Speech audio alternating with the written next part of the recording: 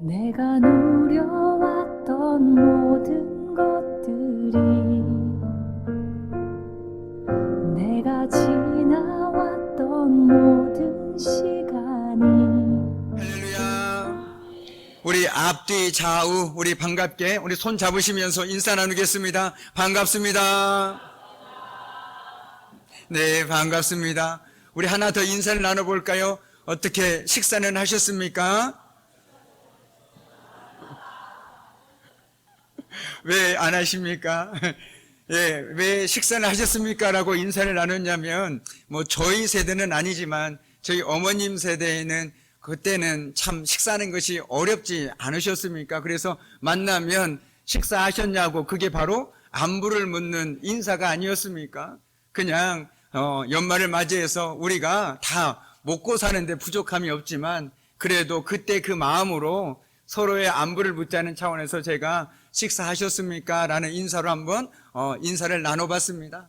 정말 중요한 건 그런 것 같습니다. 먹고 사는 문제보다 더 중요한 것은 우리가 믿음 안에서 얼마나 서로가 서로에게 더 관심을 갖고 배려하고 살아가고 있느냐가 더 중요한 것 같습니다. 바라기는 우리 귀한 믿음의 장동가족 모두가 정말 주 안에서 든든히 서고 서로가 서로를 배려하고 또 관심 가져주고 세워줄 수 있는 우리 귀한 가족들이 되기를 이 시간 주님의 이름으로 간절히 축복합니다. 아멘. 오늘 그 마음으로 준비한 말씀 함께 나누도록 하겠습니다. 고린도 교회는 바울이 2차 선교 여행 중에 1년 반 동안 머물면서 세운 교회입니다. 바울이 지금 에베소에 머물러 있을 당시 그는 고린도 교회 상황을 여러 루트를 통해서 듣게 되었는데 좋은 소식이면 얼마나 좋겠습니까? 그런데 안타깝게도 여러 심각한 문제들이 지금 고린도 교회에서 발생하고 있다는 소식을 듣게 되었습니다. 고린도 교회는 지식이 풍족하고 영적인 은사에 부족함이 없었음에도 불구하고 참으로 안타깝게도 어린아이와 같이 미숙하고 신령하지 못한 교회였습니다. 이러한 고린도 교회를 향한 아픈 심정으로 사도 바울은 붓을 들었지만 먼저 풍성한 하나님의 은혜를 기억하면서 하나님께 감사를 드리고 있는 것입니다. 비록 고린도 교회가 때로는 그의 마음을 근심거리였으나 그는 고린도 교회에 보여주신 하나님의 확실한, 너무나도 확실한 구원의 은혜를 볼 수가 있었기 때문이었습니다. 하나님의 은혜가 그리스도 예수 안에서 바로 고린도 교회 성도들에게 주어졌기 때문이었습니다. 고린도 교인들은 어떤 사람들입니까? 한마디로 하나님 밖에서 살던 사람들입니다. 하나님을 알지 못하던 사람들이었지요. 오히려 우상을 섬겼던 사람들이었습니다. 그런데 하나님의 그들을 바로 예수 그리스도 안으로 부르셨습니다. 하나님을 거역하며 살던 그들을 예수 안에서 거룩하게 하시고 성도라는 새 이름을 주셨습니다. 이제는 너희를 성도라 불러주겠다라고 말씀하셨다는 것이죠. 그래서 바울은 무엇보다도 아무런 공로 없이 주어진 하나님의 풍성한 구원의 은혜와 신령한 은사에 대해서 감사를 잊지 않았던 것입니다. 저와 여러분 역시 오직 하나님의 은혜를 힘입어서 성도로 부르심을 받고 있습니다. 하나님께서 우리를 은혜로 불러주지 않으셨다면 우리는 여전히 죄 가운데 머물러서 이 세상의 풍조를 따라 살아갈 수밖에 없었을 것입니다. 그런데 우리가 이런 하나님의 은혜를 잊어버린 채 혹 세상적인 만족이나 풍요만을 감사의 제목으로 삼고 살아가고 있지는 않습니까? 오늘 사도 바울의 감사는 다른 것이 아니었습니다. 주님 감사합니다. 저 하나님을 알지 못하고 살아가는 사람들을 오직 예수 그리스도의 은혜로 예수 안으로 불러주시니 감사합니다라는 것이었습니다. 그것도 감사한데 그들에게 지식도 주시고 은사도 주시니 너무너무 감사합니다라는 것이었습니다. 그러니까 오늘 우리 역시 우리의 감사의 가장 첫 번째 감사 제목은 무엇이 되어야 하겠습니까? 물론 내가 원하는 일이 잘 될 때 하나님께 감사의 고백 올려드리는 것 너무나도 당연하지요. 그러나 우리 감사의 첫 번째 감사는 바로 죽을 수밖에 없는 나를 오직 예수 그리스도의 십자가의 보혈의 은혜로 하나님의 자녀 삼아 주시고 성도로 불러주신 그 은혜에 우리 먼저 감사를 드릴 수 있어야 된다는 것입니다. 이 감사가 바로 서지 않으면요, 이 은혜가 제대로 서지 않으면요, 우리 신앙이 그냥 주여 이름만 부를 뿐이지 세상과 다를 바 없는 삶을 살아갈 수밖에 없다는 것입니다. 만약 그렇다면 시련이 찾아왔을 때 우리의 감사는 한순간 원망으로 바뀌게 될 것입니다. 세상 사람들도요, 일이 잘 되면 감사하다고 얘기합니다. 고맙다고 얘기합니다. 그건 누구나 다 당연한 것입니다. 그런데 우리 믿음의 사람들은 어떻습니까? 일의 결과에 없이 감사하다고 얘기할 수 있는 사람입니다. 왜 그러냐면 그 시작이 어디에서 시작되냐면 나를 정말 아무 자격도 없는 나를 하나님께서 은혜로 불러주지 않으셨습니까? 그 감사보다 더 큰 감사가 어디 있겠습니까? 그거 하나면 모든 것들을 우리는 감당해 나갈 수 있다는 것입니다. 나는 아무것도 하지 않았는데 나에게 구원의 은혜에 감사를 주신 분이 그 주님이 나와 함께 하시는데 삶의 문제들이 있을 때 그것들로 인해서 내가 원망하고 불평할 수 없다는 것이죠. 그런데 우리는 왜 자꾸만 원망하고 불평하며 살아갑니까? 많은 이유가 있겠죠. 그 삶의 무게가 너무 무거워서 그럴 수도 있을 것입니다. 그런데 가만히 생각해 보면 그 뿌리를 찾고 찾아보면 바로 구원의 은혜에 대한 감격이 사라져버렸기 때문에 그렇습니다. 내가 하나님의 은혜로 구원받아서 하나님의 자녀가 되었을 때 그 구원의 기쁨과 감격을 잃어버리니까 다른 것들이 보이기 시작하더라는 것이죠. 그때는 뭐라고 얘기했습니까? 나 같은 죄인 살려주시니 너무 감사합니다. 내가 더 무엇을 주님께 바라겠습니까? 라고 고백하지 않으셨습니까? 우린 나는 아무것도 하지 않았는데 하나님께서 나를 전적인 은혜로 천국 백성으로 삼아주시고 우리들에게 천국의 소망을 갖고 살게 하지 않으셨습니까? 그런데도 여전히 우리는 이 땅에서 살아갈 수밖에 없는 것은 당연하죠. 그러나 주님께서는 우리가 이 땅에 살아갈 때 이 땅에 코를 박고 살아가길 원하고 계시진 않는다라는 것입니다. 이 땅 것을 전부인 것처럼 살아가고 있길 원하진 않으신다라는 것이죠. 우리가 정말 날마다 얘기하지 않습니까? 하나님의 은혜라고. 우리를 죄인을 성도로 불러주신 하나님의 측량할 수 없는 그 크신 은혜, 바다를 먹물 삼아도 다 기록할 수 없는 그 하나님의 크신 사랑을 말입니다. 하나님은 우리를 살리기 위해서 예수를 보내주셨고 우리에게 구원의 길을 열어주셨습니다. 그러므로 믿음으로 사는 사람은 이제 예수의 은혜 안에서 살아야 하는 것이죠. 우리는 오직 은혜로 구원받지 않았습니까? 우리의 수고와 노력으로 얻은 것이 아닙니다. 내가 뭔가 열심히 해서 내가 구원받은 것이 아니라는 것입니다. 오직 하나님의 강권하신 은혜로 말미암아 구원을 받았다라는 것이죠. 그렇다고 해서 이 구원이 값싼 것이냐? 결코 그렇지 않다라는 것입니다. 우리는 값비싼 은혜를 거저 받았을 뿐인 것입니다. 이것을 깨달을 때 우리가 값비싼 은혜를 받은 자로서 이렇게 살아서는 안 되겠구나라는 것을 깨닫게 된다라는 것이죠. 내가 참으로 썩은 동아줄에 내 온몸을 맡기고 살고 있었구나라는 것을 알게 됩니다. 이렇게 비교할 수는 없겠지만 만약에 누군가가 여러분에게 정말 값을 매길 수 없는 값비싼 것을 그냥 줬습니다. 그럼 여러분 그냥 그거 받고 고맙습니다 라고 하고 입 싹 닦으시겠습니까? 아니겠죠. 아이고 내가 이걸 받았는데 적어도 나도 감사의 마음을 표현하며 해야 되지 않을까? 이것이 바로 보통 사람들의 생각 아닙니까? 하물며 우리가 값비싼 은혜를 거저 받았다라면 우리 역시 그 값비싼 은혜를 받았다라면 그 값비싼 은혜에 우리가 믿음으로 하나님께 뭔가 합당한 삶을 살아야 되는 것 아니겠습니까? 그런데 우리는 값비싼 은혜를 자꾸만 값싼 은혜로 만들어버립니다. 그러니 무엇입니까? 내 책임과 의무가 사라져버린다라는 것이죠. 값싼 은혜니 내가 뭐 해서 무슨 소용이 있겠습니까? 그러나 정말 중요한 것은요, 우리가 받은 은혜는 값싼 은혜가 아니라 비싼 은혜라는 것입니다. 세상 그 무엇으로도 값을 매길 수가 없다라는 것이죠. 그것이 저와 여러분이 받은 은혜라는 것입니다. 그래서 사도 바울은 나중에 고린도후서에서 뭐라고 얘기합니까? 하나님의 은혜를 헛되이 받지 말라라고 막 얘기합니다. 하나님의 은혜를 헛되이 받지 말라는 것은 은혜를 받았으면 은혜를 받은 자답게 살아가라는 뜻입니다. 살아내라는 뜻입니다. 정말 내가 하나님의 은혜를 받았으면 저 사람은 은혜 받은 사람이구나라는 것을 볼 수 있도록 살아내라는 것입니다.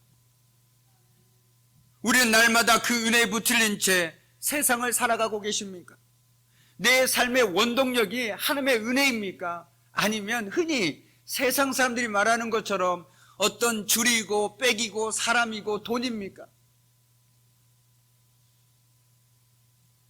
은혜에 붙들린 삶은요, 겸손한 삶을 살 수밖에 없습니다. 은혜의 극치는 바로 겸손에 있습니다. 왜 그럴까요? 앞서 제가 말씀드렸습니다. 우리의 구원이 우리 자신으로부터 시작된 것이 아니라는 것을 알고 있다면 결코 교만할 수가 없습니다. 내가 뭔가 대단해서 은혜를 받은 것이 아닌데 어떻게 교만할 수가 있겠습니까? 그렇게 교만한 사람은 아무리 은혜를 말해도 은혜를 모르는 사람입니다. 은혜를 받으면 받을수록 어떻습니까? 그 사람이 변화되죠. 어떻게 변화되집니까? 점점점 더 낮아지고 겸손해집니다.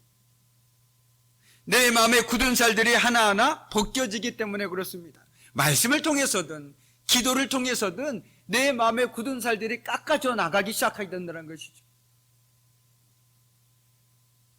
그러면서 모든 것이 하나님의 은혜임을 알기에 점점점 더 낮은 자리로 가게 됩니다.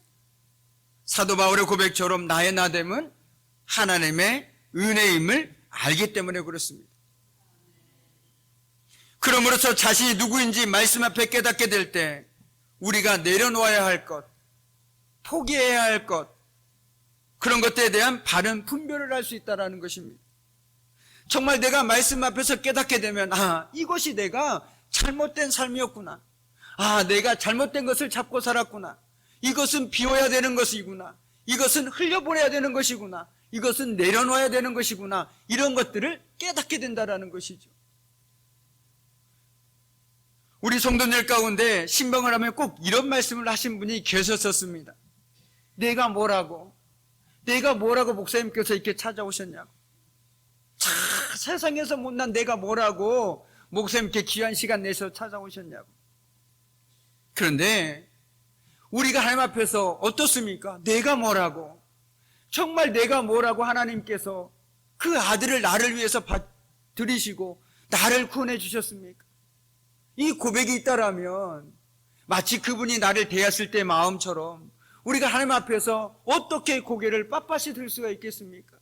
그냥 작은 것 하나도 감사하지 않겠습니까? 내가 뭐라고 나를 이렇게 자녀 삼아 주시고 하나님의 은혜를 누리며 살아가게 하십니까? 라고 늘 감사가 넘치지 않겠습니까? 그런데요, 똑같은 말도 네가 뭐라고로 바뀌면 상황이 달라집니다. 네가 뭐라고 나한테 그렇게 얘기하느냐, 네가 뭐라고 나한테 그렇게 행동하느냐, 똑같은 네가 뭐라고지만 앞에 주어가 바뀌면 상황이 달라진다는 것이죠. 내가 뭐라고로 고백하는 사람일수록 겸손할 수밖에 없습니다. 내가 뭐라고 이런 걸 주십니까? 내가 뭐라고 이런 걸 또 이렇게 챙겨주십니까? 하는 사람의 마음, 그 말 속엔 말로 다 표현할 수 없는 마음이 담겨 있지 않습니까?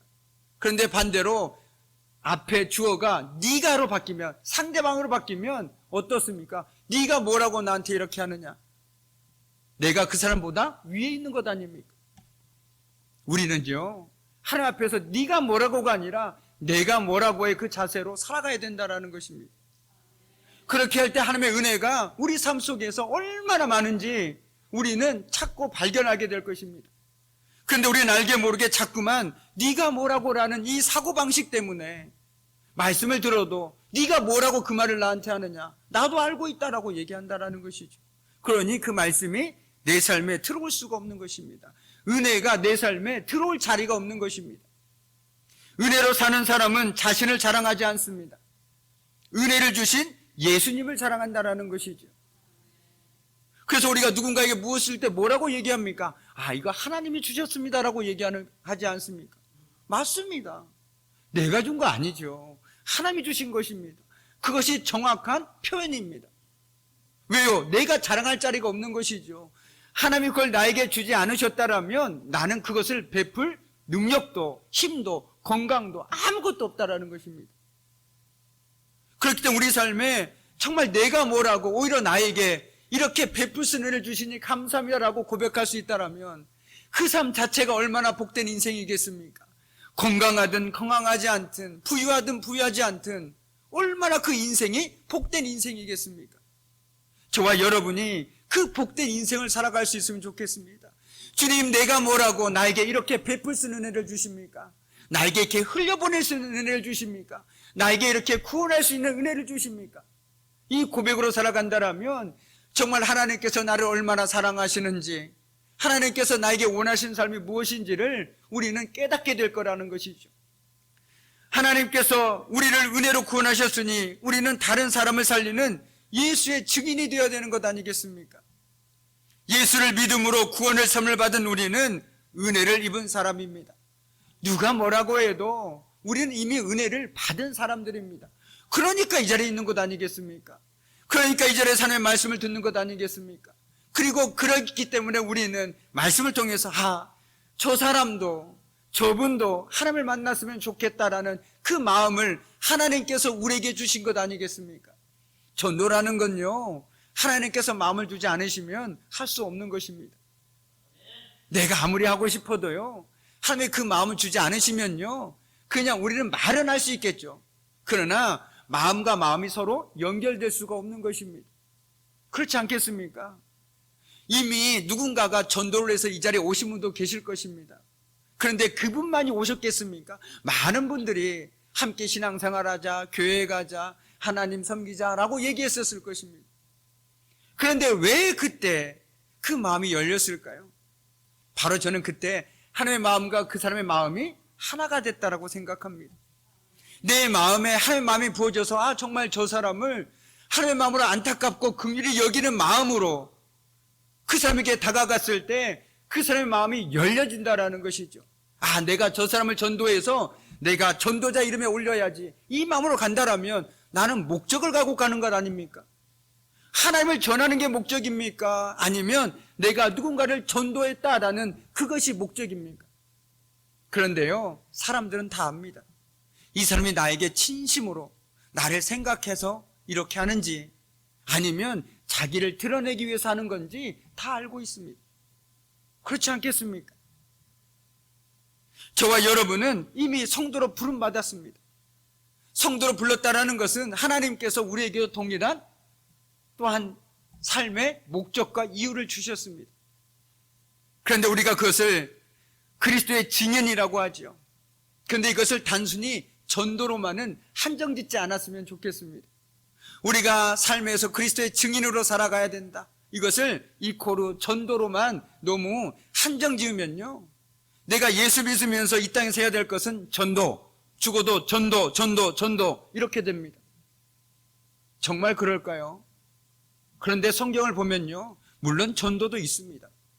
더 중요한 건 뭐냐면 하나님의 은혜를 받은 사람이 그 은혜를 세상 속에서 내가 드러내면서 은혜 받은 사람의 삶이 저거구나, 믿는 사람의 삶이 저거구나 라는 것들을 우리가 삶 속에서 보여주는 것을 하나님께서는 더 원하고 계시다라는 것이죠.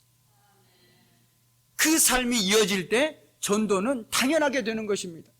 요즘 왜 전도가 안 됩니까? 요즘 왜 노방전도를 못하고 있는지 아십니까? 광주만 가도 노방전도 더 이상 하지 않습니다. 오히려 그것이 전도에 방해가 되기 때문에 잘하지 않습니다. 예수 믿으십시오, 예수 믿고 천국 가십시오, 이거 더 이상 통하지가 않습니다. 그럼 뭐라고 얘기합니까? 당신만 믿고 당신만 천국 가십시오, 이렇게 얘기합니다. 왜 그 말이 나올까요? 예수 믿고 천국 가는 거, 그것을 몰라서 그럴까요? 그 말을 하는 사람의 삶을 가만히 보니 믿어도 별거 차이가 없더라는 것입니다. 그러니 나는 안 믿겠다는 겁니다. 바로 예수 그리스도의 증인으로서의 삶을 살지 못하고 있다는 것이죠. 예수께서 부활하셨고 우리는 천국을 소망하며 살아가는 사람들의 삶의 모습을 보니 세상 사람과 똑같이 돈에 얽매여 살아가고 인색하고 그렇게 살더라는 것입니다. 그러니 어찌 전도가 쉽겠습니까? 그러니 어찌 우리가 그리스도의 증인으로 살아가겠습니까? 그런데 우리가 정말 은혜를 받았다면요, 하나님께 속한 자로 살아가야 되는 것입니다. 세상에 속한 자가 아니라 하나님께 속한 자, 세상에 이끌려가는 사람이 아니라 하나님께 이끌려가는 사람이 되어야 된다는 것입니다. 그럼으로써 저와 여러분이 마땅히 하나님의 은혜를 입은 자로서 하나님의 부르심에 믿음으로 응답하는 삶을 살아내시기를 간절히 소망합니다. 아멘. 오늘 사도 바울은 8절 말씀에서 고린도 교인들을 향해서 이렇게 얘기합니다. 주께서 너희를 우리 주 예수 그리스도의 날에 책망할 것이 없는 자로 끝까지 견고하게 하시리라 라고 말입니다. 근데 이 표현은요, 앞서 말씀드린 것처럼 당시 고린도 교회 상황이 어떻습니까? 영적으로나 도덕적으로 참 문란했고 어린아이와 같은 신앙이었습니다. 그런데 어떻게 그 상황 속에서 사도 바울은 주 예수 그리스도의 날까지 책망할 것 없는 자로 너희를 끝까지 견고하게 하실 것이라고 확신할 수 있었을까요? 바로 그 이유는 하나님의 미쁘심 때문이었습니다. 그 근거가 바로 9절 말씀에 있습니다. 우리 9절 말씀을 함께 읽도록 하겠습니다. 너희를 불러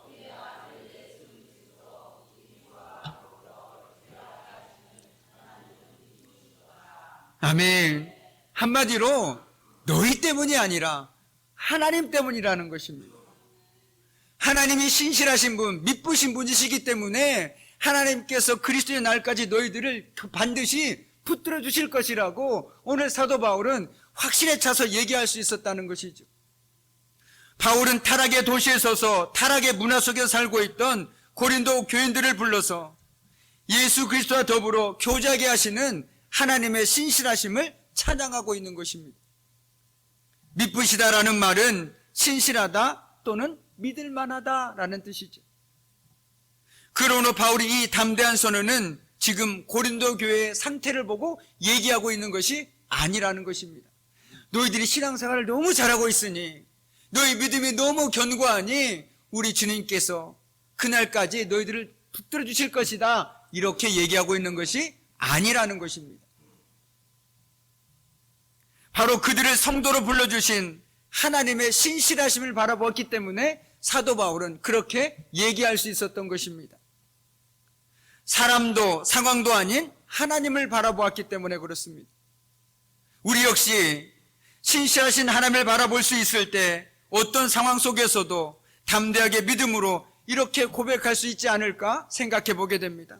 시편을 보면 다윗이 어려운 상황 속에서 이렇게 고백하죠. 내 영혼아, 네가 어찌하여 그렇게 낙심하며 어찌하여 그렇게 괴로워하느냐. 너는 하나님을 기다려라. 이제 내가 나의 구원자, 나의 하나님을 또다시 찬양하련다라고 그는 고백했습니다. 그런데 이때 상황에 다윗은 참으로 절대절명의 위기 상황에 있었습니다.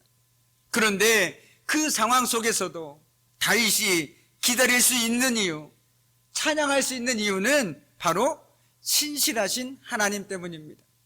믿을 만한 하나님 때문에 자기는 오늘도 하나님을 기다릴 수 있다라고 얘기하고 있는 것이죠.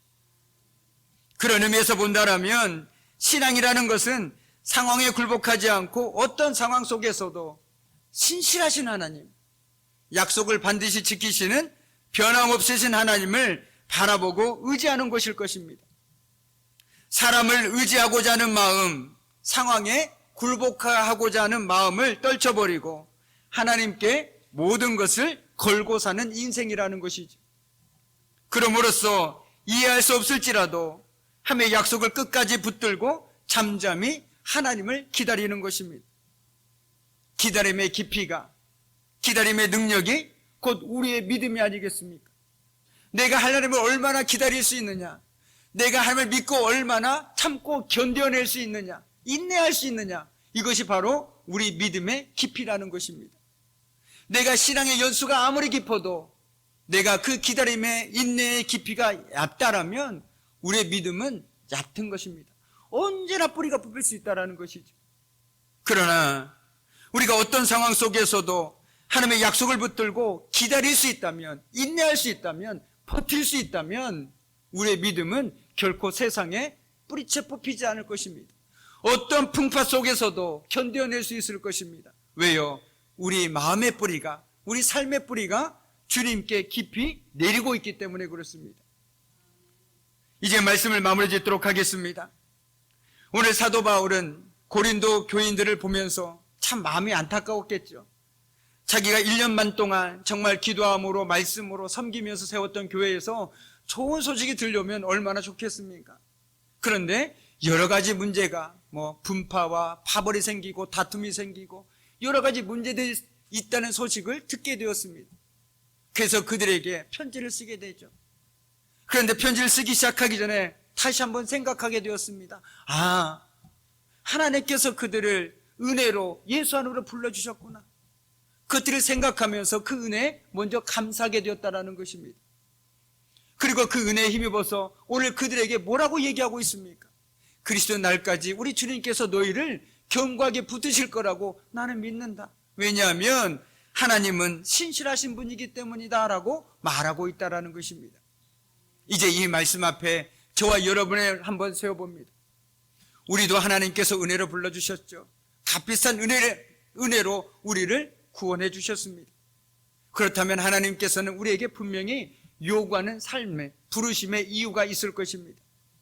그 부르심의 이유가 무엇인지를 하나님 앞에 묻고 기도하며 그 부르심에 응답하며 살아갈 수 있다면 그 인생만큼 복된 인생은 없을 것입니다. 그리고 삶 속에서도 우리도 때로는 이해할 수 없는 고통과 고난과 어려움이 찾아올 수 있습니다. 그러나 그때 적어도 내가 은혜 받은 사람이라면, 믿음의 사람이라면 사람을 보고자 하는 마음 내려놓고 세상을 의지하고자 하는 마음 내려놓고 하나님만을 바라봐야 되지 않겠습니까? 왜냐하면 하나님은 미쁘신 분이시기 때문에 그렇습니다. 세상은 다 변해도, 사람들은 다 변해도 하나님은 결코 변하지 않으시는 분이시기 때문에 그렇습니다. 오늘 한 해를 마무리하는 이때 정말 내 모든 것을 하나님께 걸고 살아가며 어떤 상황 속에서도 그 믿음으로 기다리고 또 기다리며 하나님의 뜻을 이뤄나갈 수 있는 저와 여러분의 복된 믿음의 삶이 되기를 주님의 이름으로 간절히 축복합니다. 아멘. 기도하겠습니다.